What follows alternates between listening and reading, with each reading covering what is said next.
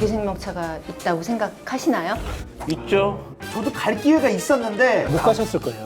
이게 아무나 가는 게 아니거든요. 그러니까 뭐라고요? 이게 더 쇼크네. 없는 것 빼고 다 있는. 광랩 피셜. 방구석에서 누리는 우주 여행 넷플릭스에 오신 걸 잘 나가는 영화나 드라마에 살짝 묻어가는 과학관 넷플릭스. 말 많은 과학자들이 다시 모였습니다. 매 시즌 리즈 갱신하는 과학관계의 유재석 이종모입니다. 재미와 의미의 쌍끌이 유만서입니다. 별 볼 일 많은 현실과학자 강성주입니다. 풍부한 지식의 은하계 과학관의 시문화 김선자입니다. 모르는 것 빼고 다 아는 자팍다시 고3입니다. 이 여러분들 깜짝아. 2월이 무슨 달입니까? 반달! 호국 보호의 달. 안달이요. 안달. 드디어 발사하는 달이잖아요. 과학자의 달력으로 보란 말입니다. 도대체 우리가 이 옷을 왜 입었겠습니까? 그래서 입혀주니까 이제 아우 이거 왜 꼭 우주인, 우주복 그러면 전부 나사예요. 그러니까 여기에 이제 누리호가 그렇죠. 이걸 이제 성공해서 바꿔 달아야 돼요. 여기 좀 넣어주세요. 이번 넷플릭스는 쿼트로지 유니버스 총 4편의 우주 진출 이야기가 준비되었습니다. 그 위대한 여정의 첫 번째 주제는요.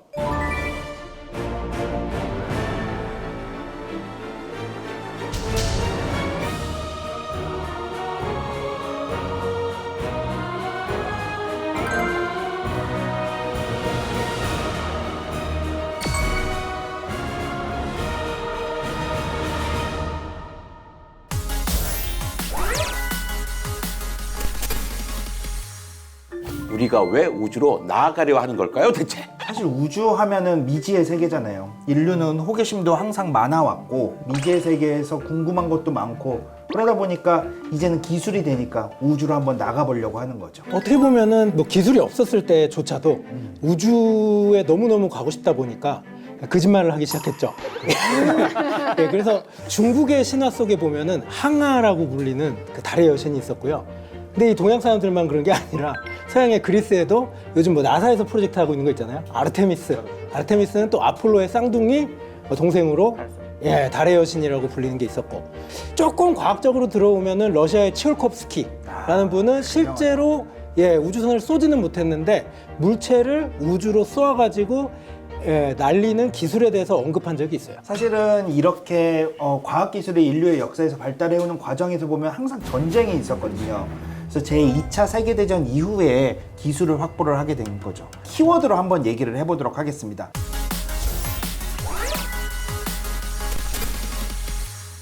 미국하고 소련이 먼저 우주에 나가겠다고 안간힘을 씁니다. 그래서 1957년 10월 스푸트니크 1호가 인류가 최초로 발사한 인공위성이 되는 거죠. 정말 소련에서 옛날이에요. 네. 얘가 태어나기도 전이에요. 진짜요? 진짜 신기하네. 이게 더 쇼크네. 미국이 안달이 났어요. 그러다가 부랴부랴 1958년에 익스플로러 1호를 발사하는 데 성공합니다. 맞아요. 그런데 그 와중에 이제 미국이 따라오기 시작하니까 소련은 한 발짝 더 나아가기 시작합니다. 그래서 스푸트니크 2호의 두 번째 인공위성의 그 이름이 라이카인데요. 물건이 아니라 네. 생명체를 실어보내기 시작합니다. 거기에 머무르지 않고 1961년 보스토크 1호에 인류 최초의 우주인 유리 가가린이 우주로 나가게 됩니다.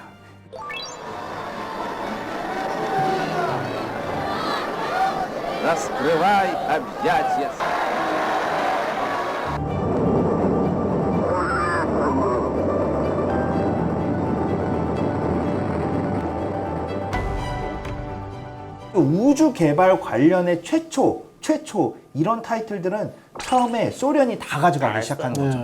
이렇게 슬슬 우주에 드나들면서 우리가 달까지 가게 된 거잖아요. 그렇죠. 그래서 드디어 미국이 1969년 다 알다시피 아폴로 11호가 처음으로 달에 발자국을 남기게 되는 거죠. 그렇죠. 이 시기에 그렇다가 보니까 달의 내부 구조나 나이나 구성 암석까지 싹 다 알아낸 거죠.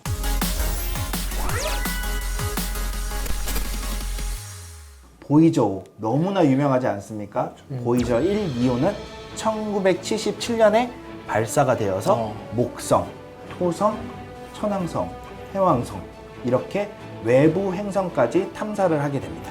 보이저 2호에는 우주인에게 주는 메시지들, 그러니까 구리로 만든 레코드판에다가 자연의 소리 뭐 이런 걸 실었어요. 개구리 소리도 듣고 또 롤링스톤과 엘비스 음악도 같이 넣어서 보냈잖아요. 그럼 메시지 보내는 게 외계 생명체 보라고 보내는 거잖아요. 그렇죠. 외계 생명체가 있다고 생각하시나요? 있죠. 물론이죠. 있죠. 내 당연히 있다고 마음속에도 생각합니다. 마음속에. 마음속에도 있고 저기도 있어요. 지금도 통신하고 계신 거 아니에요? 왜 있다고 생각하세요, 근데? 저는 이유는 사실 간단해요. 우주가 너무 커요. 이 커다란 우주에 우리만 있을 확률이 너무 적어요.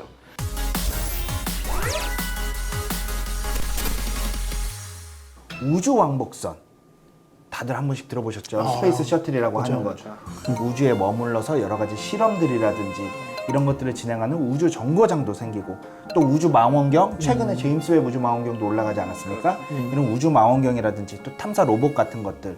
지금까지도 우주 개발을 위한 기술들이 끊임없이 나오고 있고 이러한 탐사는 계속 진행이 되고 있습니다. 그런데 이런 발전이 채 100년이 안 되는 시간 동안 이루어진 일들이잖아요. 맞아요. 인간의 궁금증이 이렇게 무서운 거예요. 우리는 언제부터 시작을 했나요?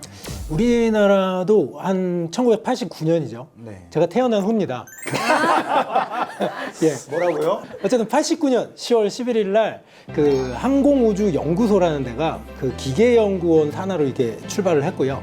그때는 바로 우주에 못 나갔고 KSR이라고 불리는 그 관측 로켓을 만들어 가지고 쏘기 시작했어요. 그 시리즈 개발을 시작했고 그러다가 92년도에 최초로 한국에서 만든 인공위성인 물체를 다른 나라, 그러니까 미국의 도움을 받아서 그쪽 로켓에 실어서 우리별 1호라고 해가지고 우주에 띄운 적이 있습니다. 92년 인공위성 어디서 띄운 거죠?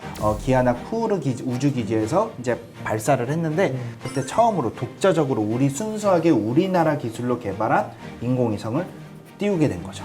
그래서 나로 우주센터를 만들게 된 겁니다. 맞아요. 이렇게 우리 자국 영토에서 스스로의 힘으로 어떤 물체를 우주로 쏘아 올리는 그런 기술을 확보하고 있다는 건 되게 큰 의미가 있는 것 같아요. 다음 주에 발사될 누리호 보고 오셨죠? 어땠습니까? 저도 갈 기회가 있었는데 네. 일정이 겹쳐가지고 못 가셨을 거예요.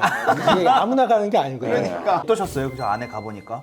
정말 제가 그 로켓 전공이잖아요. 제가 로켓 전공인데 로켓 전공자가 로켓에 제일 가까이 가본 때가 유일한 때가 아니었을까 싶어요.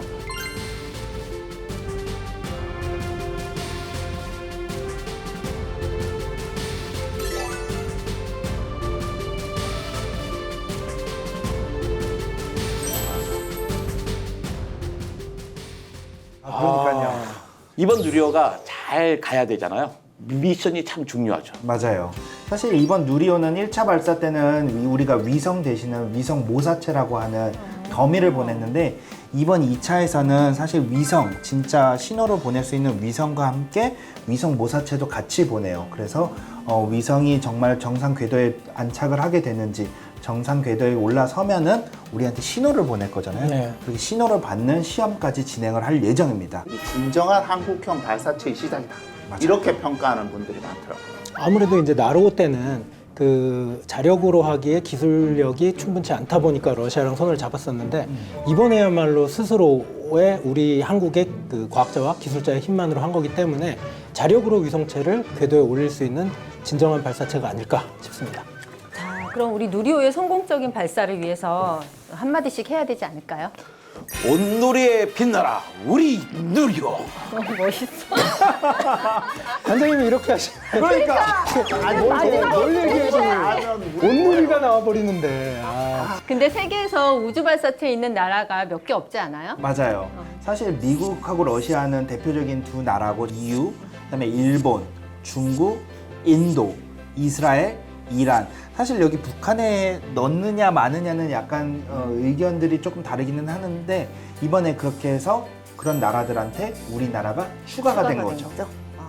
왜 몇 나라밖에 없는 거예요? 어려우니까? 어렵죠. 어렵죠. 뭐가 어려울까요? 돈 문제죠. 그렇죠. 예, 결국은 아폴로 프로젝트 때 로켓 한 대 발사하는데요. 대한민국 정부의 1년 예산 정도에 해당하는 거를 로켓 한 대 미국에서 들이부었다고 합니다. 요즘에는 그런데 이제 점점 경제력이 좋아지니까 유명한 그 일론 머스크 같은 사람들이 2000년대부터는 민간 우주 개발이 엄청나게 붐이 돼요. 맞아요. 그렇죠. 그래서 과거에는 약간 이제 국가 경쟁력이라던가 자존심 싸움 때문에 정부나 군이 이렇게 좀 주도하는 사업, 그 시대를 우리가 이제 올드 스페이스라고 하면은 지금 아까 말씀하신 대로 돈도 있고 아이디어들 그리고 이제 뭐 신속하고 이런 것 때문에 이제 민간 기업들이 많이 뛰어드는 그래서 이제 뉴 스페이스 시대라고 합니다.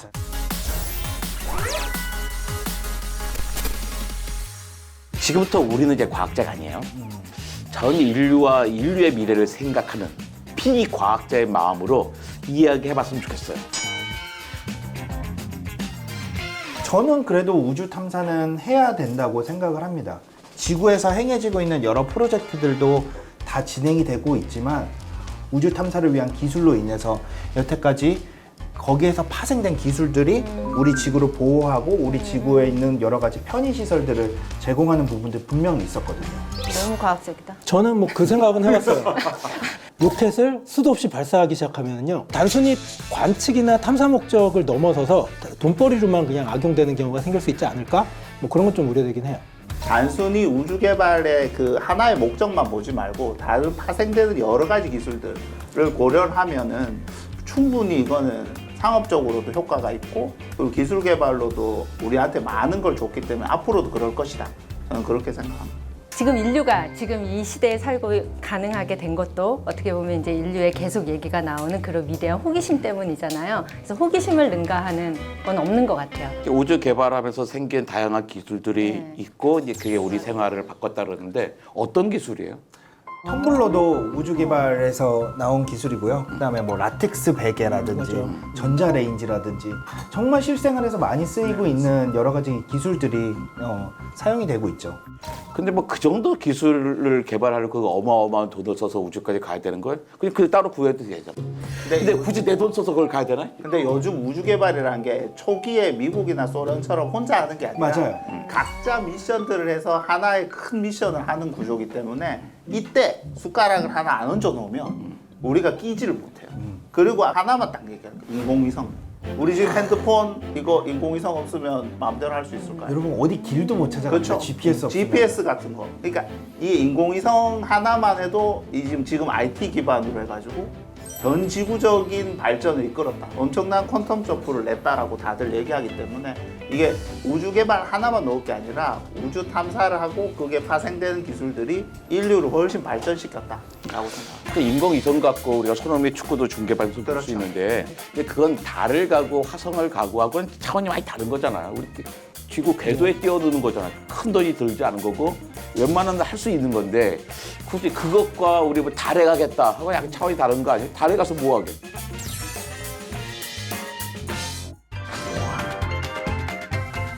입에 침 마르도록 떠들다 보니까 드는 생각이 돈도 돈이고 시간도 시간이고 당장 눈에 보이는 이득도 없는데 그럼에도 불구하고 우리가 우주 개발을 멈춰서는 안 된다. 뭔지 몰라도 본능적으로 끌리는 이유가 궁금합니다. 저는 이렇게 생각을 해요. 이 사회가 성숙해지고 시대가 성숙해지면서 아이에서 어른으로 자라나는 과정이라고 생각을 해요. 이건. 저는 지구 바깥에서 살 수 있는 뭐 살만한 행성을 찾아서 지구처럼 만드는 테라포밍 이게 하나의 당장의 목표가 아닐까 싶습니다. 관장님 또 일론 머스크랑 같은 목표를 갖고 계시죠. 지금 지구가 많이 위기에 접했다고 하잖아요. 기후변화도 그렇고 그런 거 생각했을 때는 진짜 제2의 지구 이제 가서 살 수 있는 환경을 구축하는 게 최종 목표가 아닐까 생각합니다. 네, 오늘 넷플릭스 우주에 대해 이야기해봤는데요. 구독자 여러분을 위한 스페셜 이벤트가 있습니다. 네, 영상을 보고 구독, 좋아요는 필수, 누리호 발사 성공기원 댓글을 남겨주신 분들에게 추첨을 통해서 소정의 선물을 드립니다. 많이 참여해 주십시오. 자, 이제 마무리해야죠. 유리 가가린은 지구를 보고 푸르르다라고 말했습니다. 우리가 우주에 가지 않았다면 평생 몰랐을 일이겠죠? 모든 도전은 아름답고 저마다의 의미를 갖습니다. 무한한 우주로의 희망이 현실이 되는 그날까지 화이팅! 감사합니다. 감사합니다. 또 만나요.